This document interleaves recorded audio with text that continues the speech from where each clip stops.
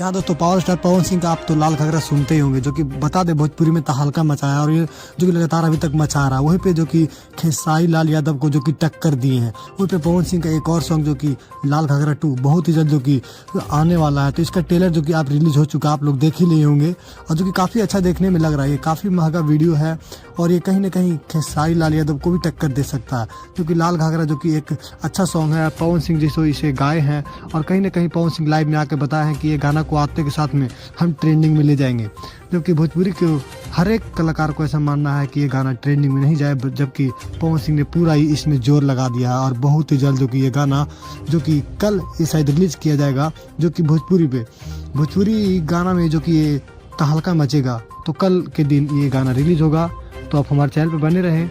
जैसे रिलीज होगा आपको फिर इन्फॉर्मेशन देंगे हम अपने चैनल पे।